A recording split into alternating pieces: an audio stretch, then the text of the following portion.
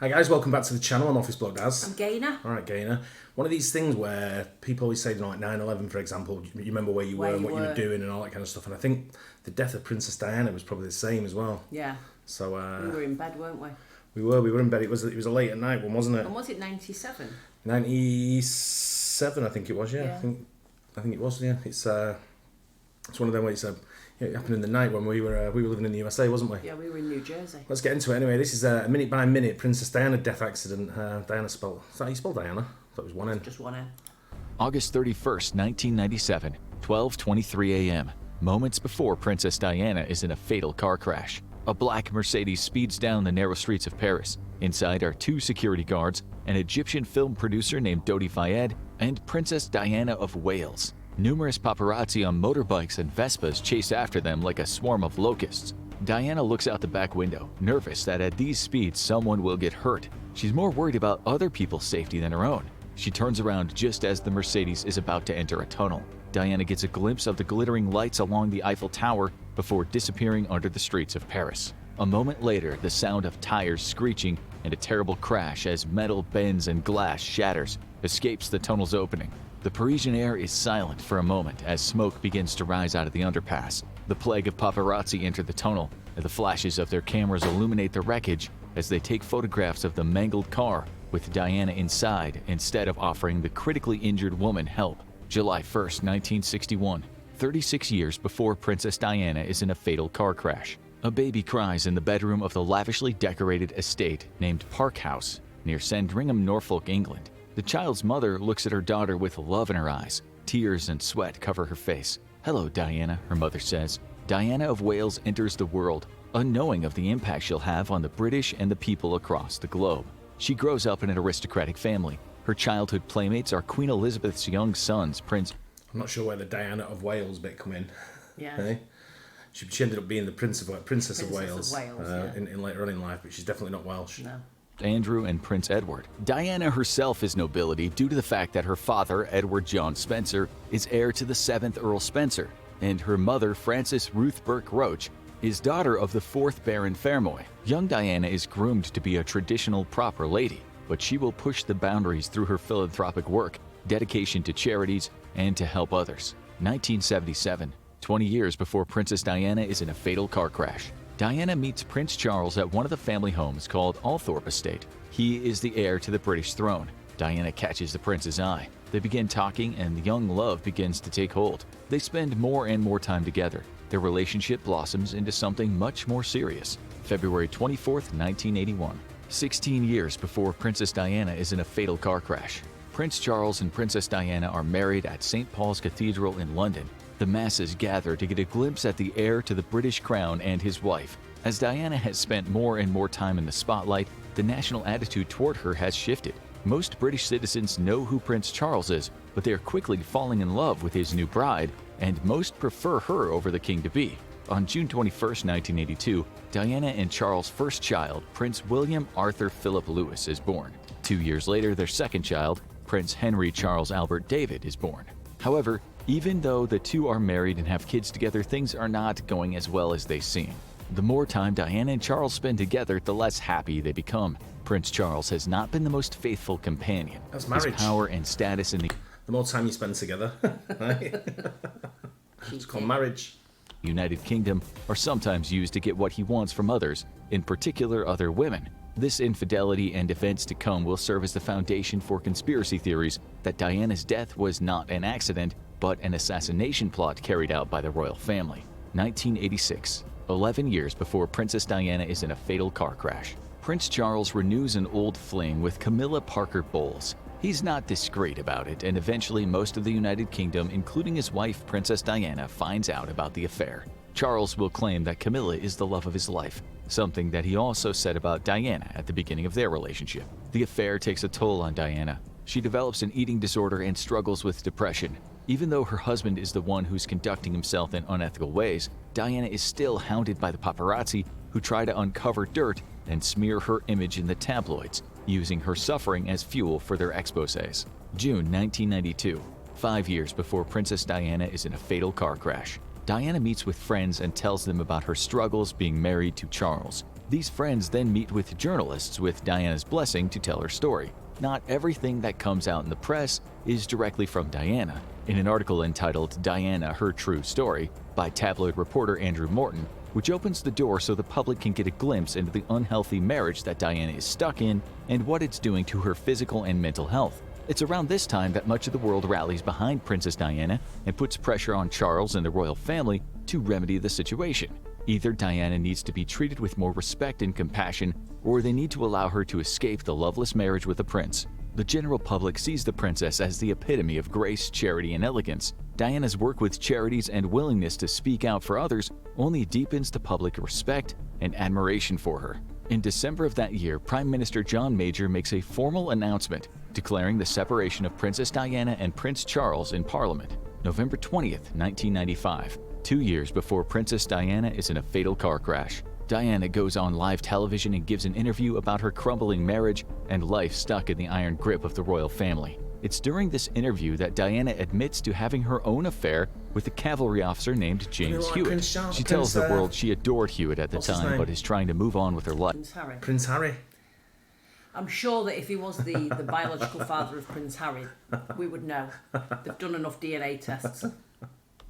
Diana also states that she seriously doubts Charles' ability to handle all the responsibilities that come with being king, and as his former wife, she would know better than most about the shortcomings of Prince Charles. This is a real cause for concern, as Queen Elizabeth is growing older, and Charles will become the monarch of England upon her death. On August 28, 1996, Diana and Charles are granted a decree of absolution and formally divorce. This made the royal family look bad, but Charles's infidelity looked worse, and most believe the divorce is for the best, including the Queen. Princess Diana and Prince Charles had been married for 15 years, only a handful of which were happy. Diana is given £17 million in the settlement, but is stripped of her title of Royal Highness, something that she happily gives up. August 1997, 1 month before Princess Diana is in a fatal car crash. A series of articles come out in the tabloids that Princess Diana has been seen with a new man she is suspected of being in a relationship with. It's confirmed that the gentleman suitor is Dodi Fayed, an Egyptian film producer and son of Mohammed Al Fayed. Mohammed is a billionaire who's made his fortune from various business ventures in the UK since the 1960s. He owns the Hotel Ritz Paris, Harrods Department, and Fulham Football Club in London. These business ventures have made Mohammed Al Fayed a very rich and powerful man, something that his son has benefited from greatly. August 30th, 12 hours before Princess Diana is in a fatal car crash. Diana and Dodi arrive in Paris, France by private jet. Like anywhere Princess Diana goes, the paparazzi are there invading her privacy. Even though she no longer is married to the heir to the British throne, people can't get enough of her, which means that Diana and her life sell papers. Tabloid reporters will do anything to get a photo or uncover even the smallest amount of information about Diana's life, especially when it comes to who she's involved with romantically. The paparazzi are like hungry wolves that'll stop at nothing to tear apart Diana's life in hopes of getting a juicy meal. The couple steps off the plane at Le Bourget Airport.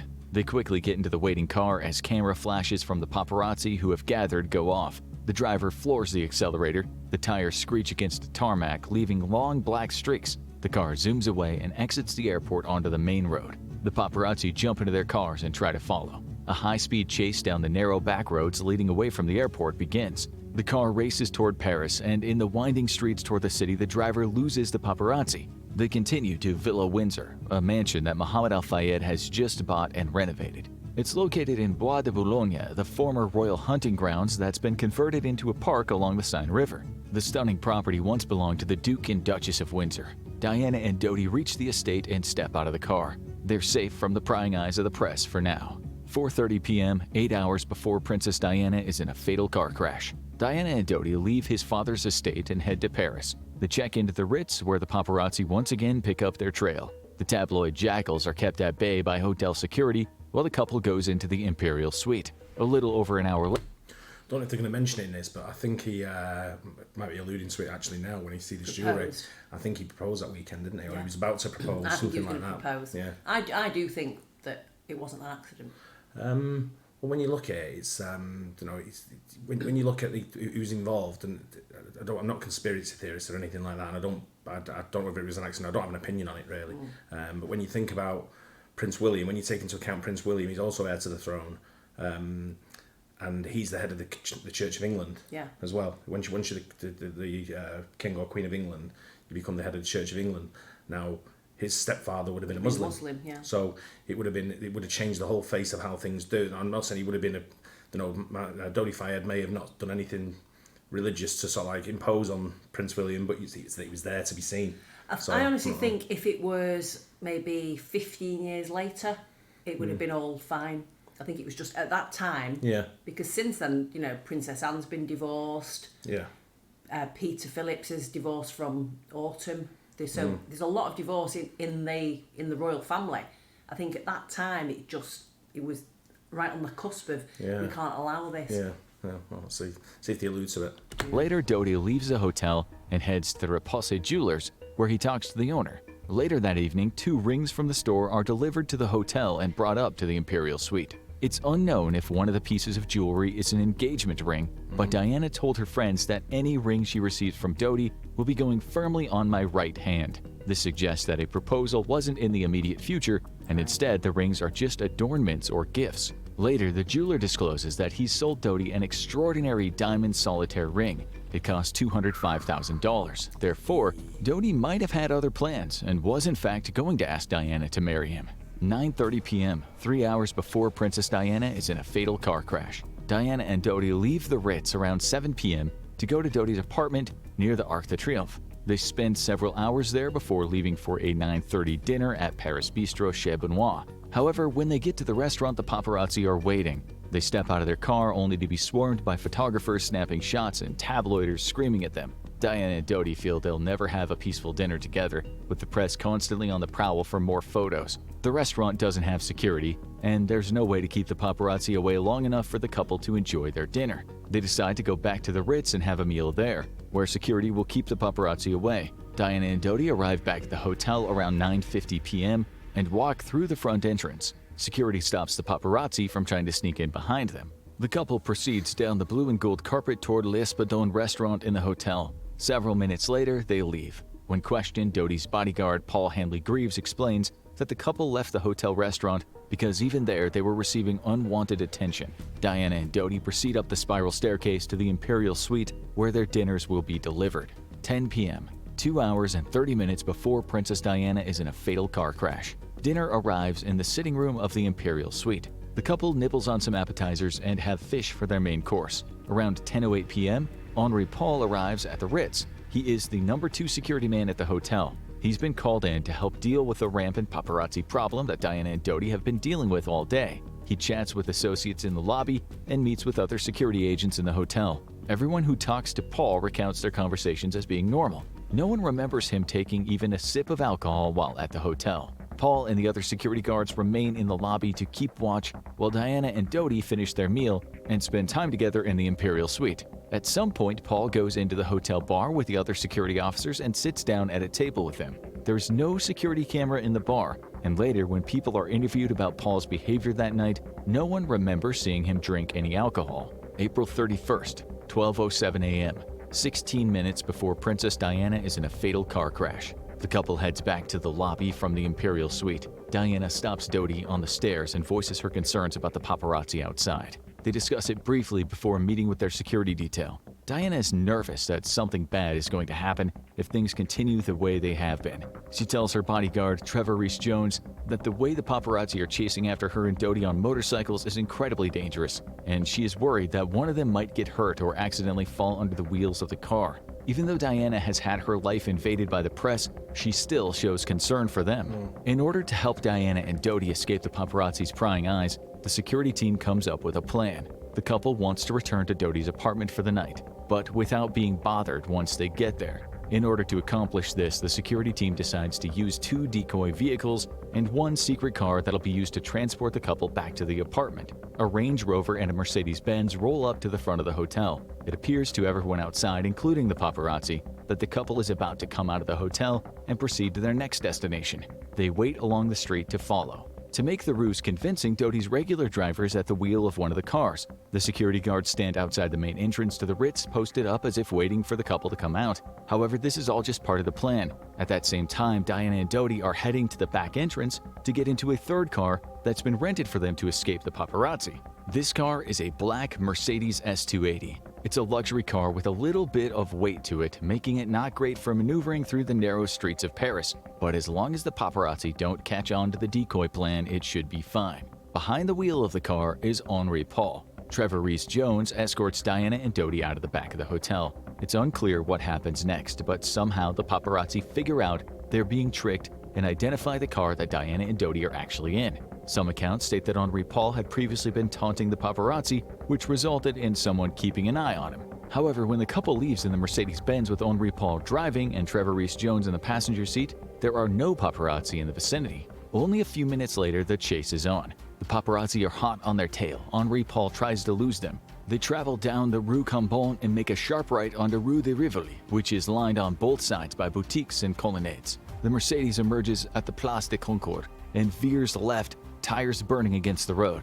Dianna can now see the Champs-Élysées and the Arc de Triomphe, meaning they're almost at their destination. But they still need to go just a little further, and the motorcycles of the paparazzi are handling the fast turns and empty streets better than the bulky Mercedes. Paul floors the accelerator as he drives next to the Seine, hoping to put distance between them and the leeches of the paparazzi. Paul is going well over the speed limit and making incredibly dangerous decisions. It's almost as if his judgment is impaired. The light up ahead turns red. The Mercedes comes to a screeching halt. The paparazzi pull up alongside the car and start snapping photos in hopes of getting a glimpse of the couple through the tinted windows. Before the light turns green, Paul stomps on the accelerator and the car zooms off. The car's back end swerves from side to side due to the sudden influx of power from the engine. The Mercedes continues down the Cours la Reine and then transferred to the Cours Albert. Up ahead is the brightly lit Pont de la Mare tunnel.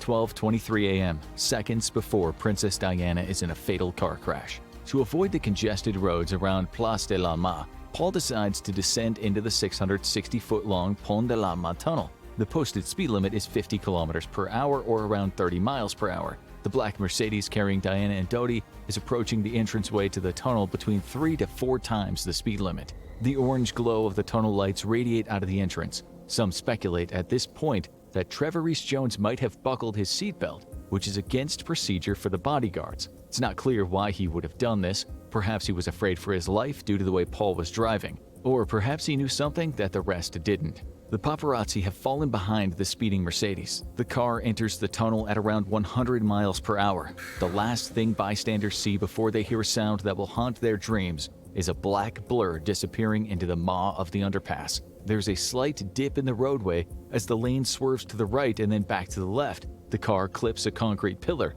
and Paul loses control. The sound of tires screaming as they lock up from Paul slamming on the brakes and skidding across the tunnel roadway can be heard from the outside. This is followed by a gut-wrenching crash that sounds like an explosion as the front of the Mercedes slams into a pillar, ricochets across the tunnel, flipping at least once, hits the far wall, and slowly comes to a stop in the middle of the road, facing the direction from which the car originally entered.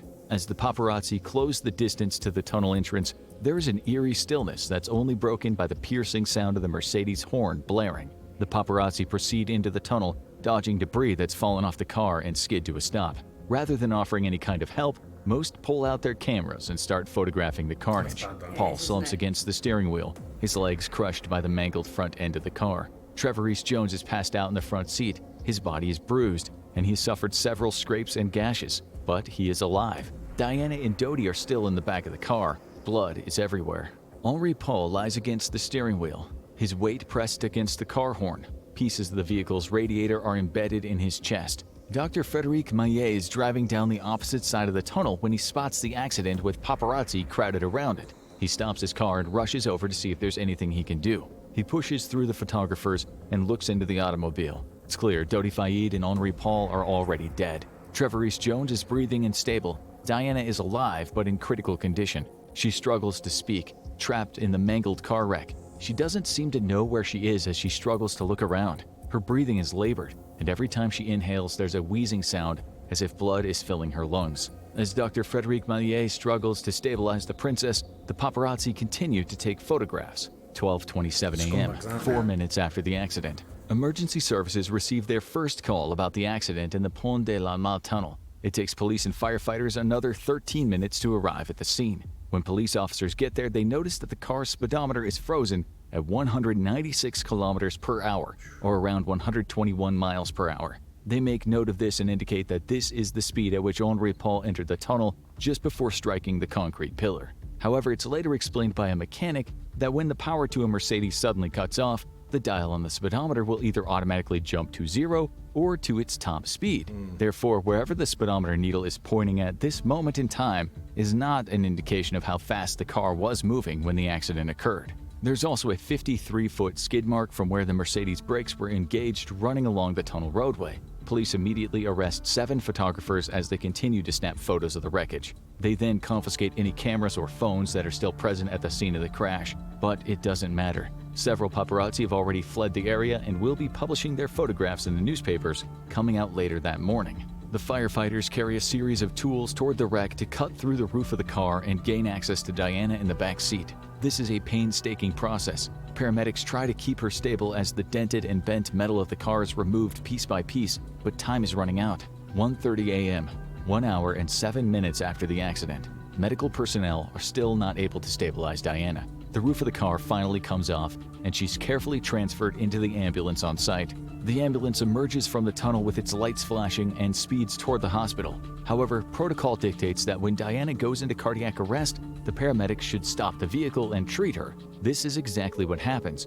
Only minutes into the drive, the ambulance swerves to the side of the road so that paramedics can shock Dianna with an automated external defibrillator and conduct CPR. Dianna's body begins to stabilize, and the ambulance proceeds toward Petit-Salpêtrière Hospital. At 1:45 a.m., Michael J., Britain's ambassador to France, is notified that there has been an accident and the former princess is in critical condition. The Queen's private security is informed, who then tells the royal family of what has happened in Paris. 2:01 a.m., 1 hour and 38 minutes after the accident. The ambulance sirens blare as it approaches the emergency service entrance to Petit-Salpêtrière Hospital. The attending doctors have already been briefed on the situation and wait outside to bring Dianna immediately into the operating room. The ambulance slows to a stop and the back doors fly open. The gurney holding Dianna is lowered to the ground. She's rushed inside and taken to surgery. The doctors find she is bleeding heavily from her chest and immediately get to work on slowing the loss of blood. However, only moments after entering the hospital, Dianna goes into cardiac arrest once again.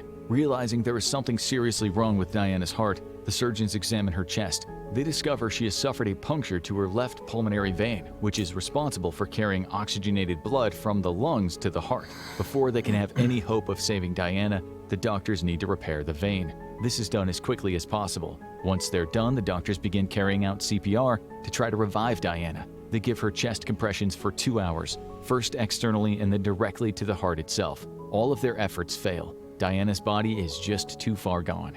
4 a.m., 3 hours and 37 minutes after the accident. Dianna, Princess of Wales, is declared dead. She had just celebrated her 36th birthday only a month before the accident. Dr. Bruno Rio, who was in the operating room during the procedure, speaks to the press about an hour after Dianna passes away. He informs the world that Dianna's body arrived in a condition of serious hemorrhage and shock, and that an urgent surgery showed a severe wound to the left pulmonary vein. Despite the closure of this wound and the 2-hour external and internal cardiac massage, no official respiratory circulation could be established. April 31st, 1997, 6 p.m., 15 hours and 30 minutes after the accident. The world mourns the death of Princess Dianna. Many still followed her life just as closely as when she was married to Prince Charles. Hearts are broken across the globe as the result of the tragic loss of one of the most cherished and compassionate public figures of the generation. But there is also anger. Anger at the paparazzi for the role they played in the accident, and anger toward the British crown. Conspiracy theories begin to arise. Many claim the death of Princess Dianna was no accident at all, but an orchestrated murder perpetrated under the orders of the royal family. Prince Charles and Diana's sisters, Lady Jane Fellows and Lady Sarah McCorquodale, arrive at Petit-Salpêtrière Hospital and accompany Diana's body back to England. Around 7 p.m., their plane lands on British soil, and Dianna is home once again. Her coffin is unloaded from the plane and carried by a ceremonial guard to the hearse waiting on the tarmac. September 1997, 5 months after the accident that took Princess Diana's life. On the 1st of September, French police release information about the night Princess Diana died. It's found that Henri Paul, who had been driving the Mercedes, had a blood alcohol level that was around 3 times the legal limit in France. This information shocks the world, as it suggests that the tragic death of Dianna could have been avoided if Dodi's actual driver had been behind the wheel that night. On September 2nd, the French state formally opens a criminal inquiry investigation under the pretense that the 7 photographers arrested at the crash are also responsible for the accident, since Paul was trying to escape from them that night. The photographers are being charged with manslaughter. On September 6th, Princess Diana's funeral is held at Westminster Abbey. 2,000 people attend Diana's funeral. It's estimated around 2.5 billion people tuned into the live broadcast worldwide, making Diana's funeral one of the most watched events in history. Following the ceremony, Diana's body is taken to her family home at Althorpe for burial, the very same place where she met Prince Charles 20 years earlier, and her life changed forever. 3 days after the funeral, the French investigators uncover that Henri Paul had also been on antidepressants. Both Prozac and Tiapridol were found in his system, which might have suggested he was taking medication for alcohol withdrawals. It's also concluded that the mixing of antidepressants and alcohol likely severely impaired Paul's judgment that night. September 1999, 2 years and 5 months after the accident that took Princess Diana's life. The manslaughter charges against the paparazzi are dropped. The court rules that Henri Paul and his inebriated state were to blame for the accident and the subsequent deaths of Dianna, Dodi, and himself. This brings a conclusion,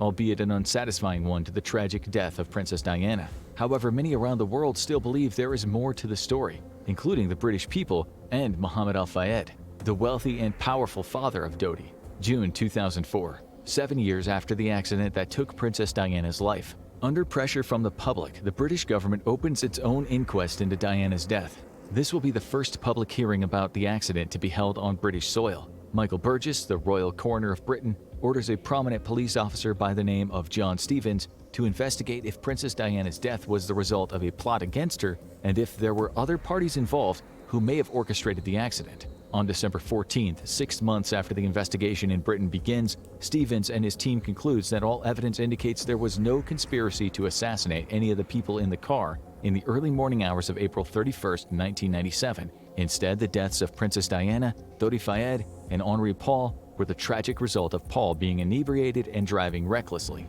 Unsatisfied with the results of the inquest, Mohammed Al Fayed petitions the court to have the inquest heard by a jury so that impartial citizens outside of the government can be presented with the evidence and come to their own conclusions. Many in Britain and around the world still don't trust the British monarchy and believe there was a nefarious plot to have Diana killed, as her success and life made Prince Charles and by extension the royal family look poorly. On October 2nd, 2007, the inquest begins with a jury listening to the evidence as it's presented.